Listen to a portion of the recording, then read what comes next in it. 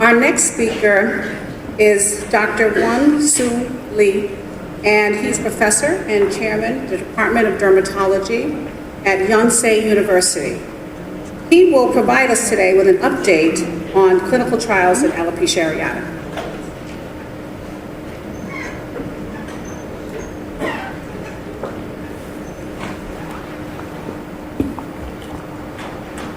Thank you, Chairman. Dear friends and colleagues, it is my great honor and privilege to be here as an invited speaker of this wonderful conference.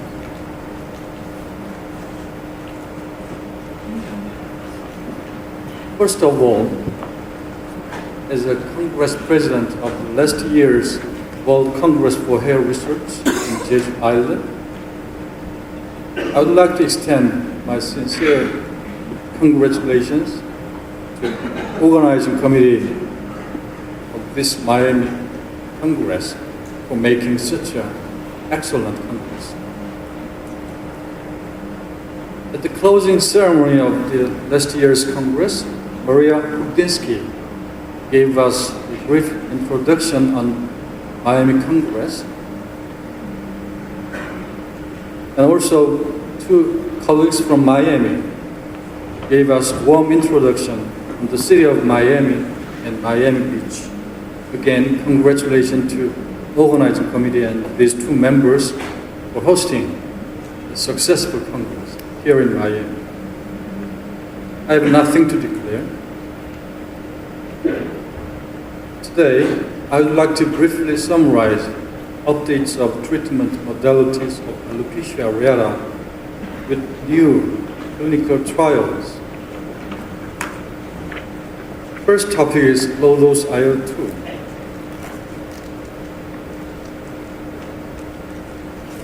In this study, subcutaneous IL-2 was administered in 5 patients with severe alopecia areata.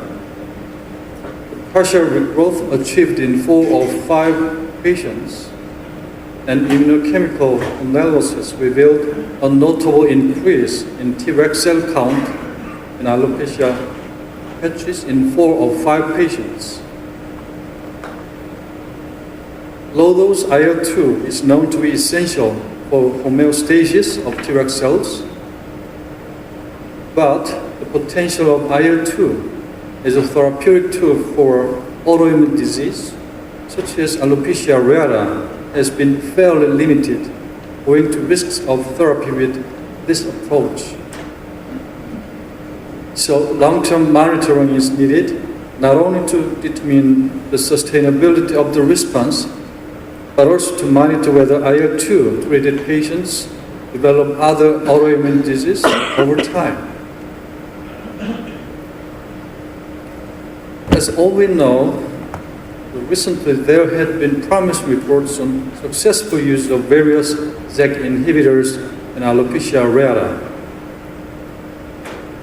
In this interesting case report, JAK 1 and 3 inhibitor tofacitinib reversed alopecia universalis in a patient with plaque psoriasis. In this patient, after 2 months of tofacitinib, there was some improvement in psoriasis as well as alopecia. Then the dose was increased. After 3 more months, there was complete regrowth of the scalp hair, along with significant regrowth of body hair. This is another example of killing 2 birds with 1 stone. The patient was enrolled in a phase 2 trial with JAK 1 and 2 inhibitor ruxolitinib for essential thrombocythemia. After 10 months of receiving this drug, the patient presented an improvement of alopecia, leading to almost complete recovery. In these promise reports done by Angela Cristiano group, systemic ruxolitinib and tofacitinib prevented the development of alopecia areata and the expansion of CD8 positive and NKG2D positive T cells in C3H HEJ grafted mice. Also, topical ruxolitinib and tofacitinib were both highly effective in reversing alopecia areata. And treatment of patients with alopecia areata who had hair loss involving more than 80% of his scalp at baseline with systemic drugs showed hair regrowth after 12 weeks of treatment. In this paper, there was remarkable improvement in the patient's alopecia areata 3 months after starting JAK1 and 2 inhibitor baricitinib treatment and complete resolution of hair loss 9 months after treatment. Although there had been very promising reports on successful use of JAK inhibitors, we should keep in mind that JAK inhibitors inhibit multiple pathogenic pathways simultaneously. A broad spectrum of side effects already limits their use in the different licensed indications.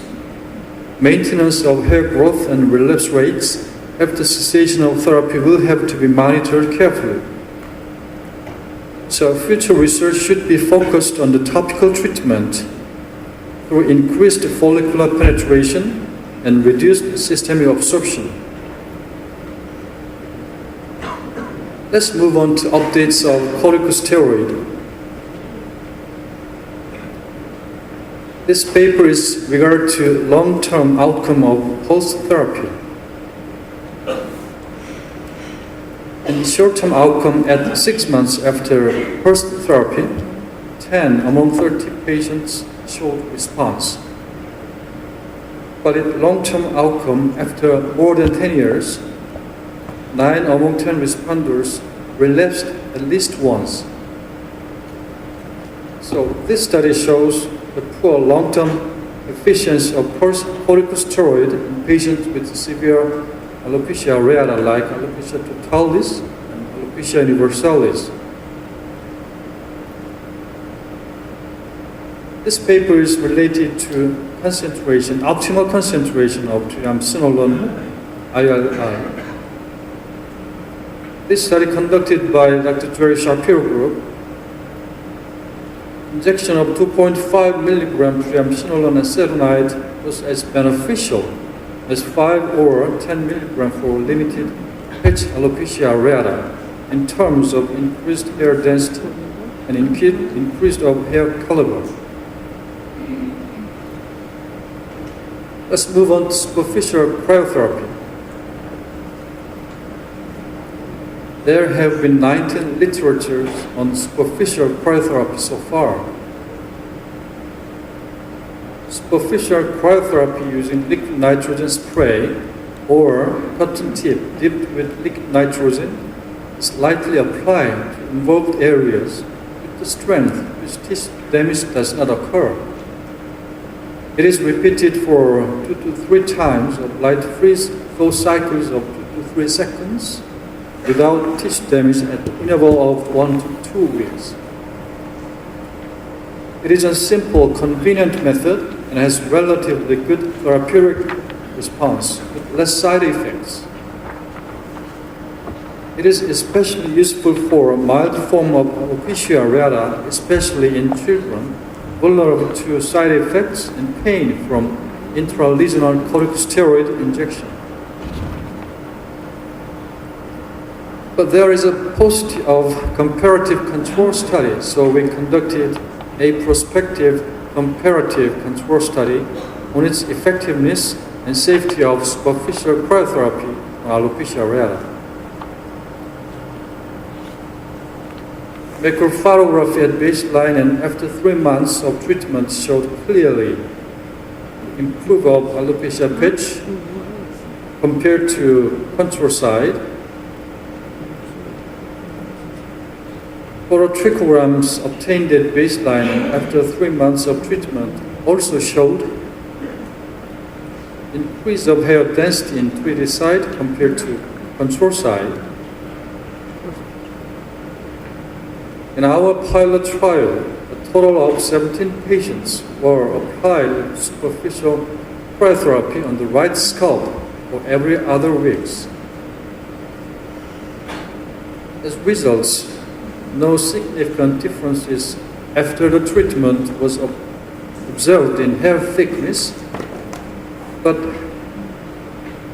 in total hair count, increase of the hair count in the treated right side was statistically significant. Let's move on to eyebrow alopecia. Eyebrow is a very difficult site to treat. If intralesional corticosteroids are used frequently for treating eyebrows, the risk of eyebrow skin atrophy, cataract, or glaucoma is increased. So we also conducted a prospective comparative control study of superficial cryotherapy on eyebrow. Macro photography at baseline and after 3 months of treatment showed clearly improvement of alopecia patch. Photograms obtained at baseline and after 3 months of treatment also showed increase of hair density in treated side compared to control side. In our pilot trial, a total of 16 patients were applied with superficial cryotherapy on the right eyebrow for every other weeks. With regard to total hair counts, the amount of increase in treated right side was larger than control side, but it's statistically insignificant. In regard to hair thickness, the amount of increase in right side was larger than left side. This is statistically significant. As summary, superficial cryotherapy is a simple, non-invasive, convenient method and has relatively good therapeutic response, less side effects. In our prospective comparative control study, increase of the hair count in the treated side was statistically significant compared to control side in skull. In the eyebrow, the amount of increase of hair thickness on the treated side was significantly larger than control side. Cryotherapy could be recommended as an alternative or first-line therapy for the treatment of mild form of alopecia areata. Now let's move on to DPCP treatment. This table summarizes conflicting reports with regard to the necessity of an eczematous response after the initial sensitization. It has been widely accepted that an eczematous response indicates that sensitization has taken place. A second application may be made if necessary. An allergic response appears necessary to induce regrowth of hair, as no effect is seen with concentration of DPCP too low to elicit dermatitis. But these two studies clearly show that the absence of this eczematous reaction did not imply that sensitization had failed. And many more studies reveal the same concept. For example, Botham et al. Showed that resensitized mouse epidermis demonstrate an increase in Langerhans cells following the application of a potent sensitizer at low concentration, which did not elicit an allergic response. And Hall et al. Also showed possibility of stimulating hair follicles in alopecia areata using low concentrations of DPCP, which did not result in erythema and pruritus. And also, there is an interesting report showing that absence of an initial eczematous reaction to sensitization does not predict a failed response with continued treatment. you can see many common side effects from conventional topical immunotherapy. This conventional high-dose DPCP using 1 or 2% usually provokes contact dermatitis inevitably, which decreases the compliance of the patients, which eventually cause failure and consistency of the treatment. Previous reports suggested that elicitation of mild or subclinical response may stimulate hair follicle. So we try to optimize treatment by using low-dose DPCP in 210 Alopecia areata patients. Sensitization dose is 0.1% DPCP in our protocol. Then challenge starts with 0.01% DPCP in an increasing dose of 0.025, 0.05, and 0.1% depending on patient response.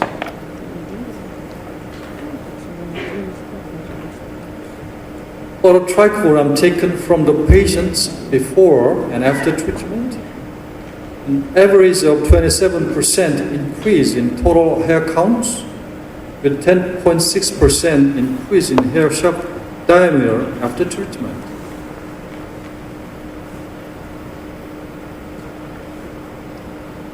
In regard to treatment response, 69% of 210 patients showed at least partial response to the low-dose DPCP treatment. In side effects, 81.4% of 210 patients had no adverse events. Only 39 patients, 18.6%, complained minor adverse events such as mild itching.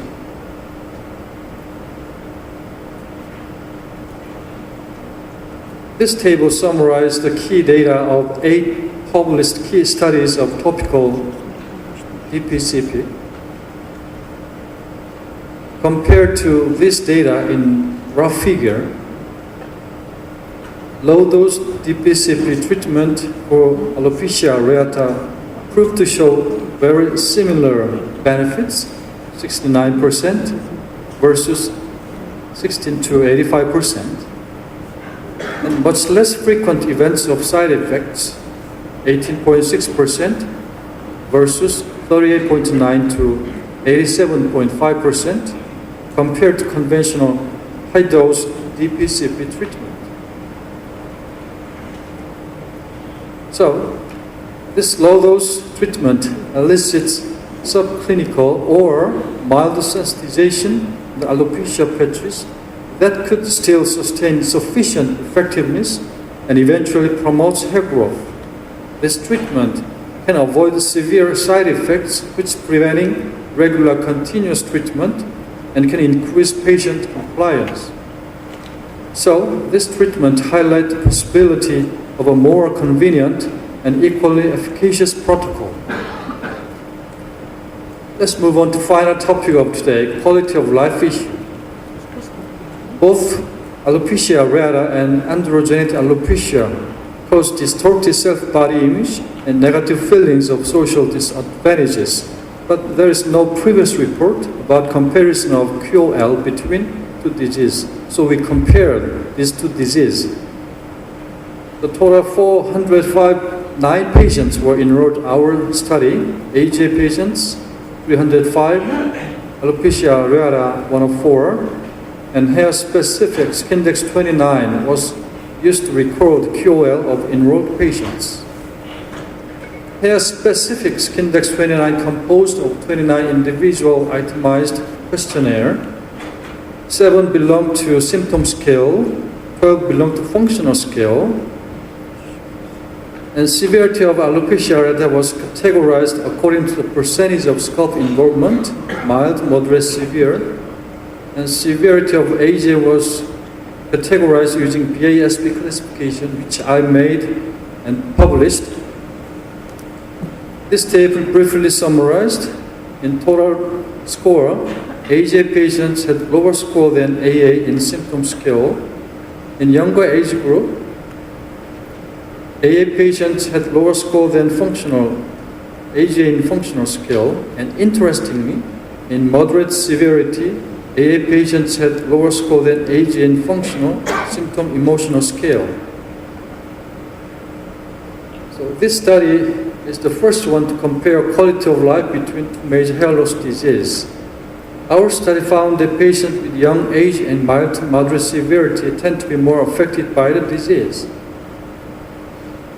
So I'd like to conclude my talk with this take-home message, and I'd like to emphasize that proper treatment is very necessary to increase quality of life. I'd like to thank my team members for helping me prepare slide and data. Thank you for your attention.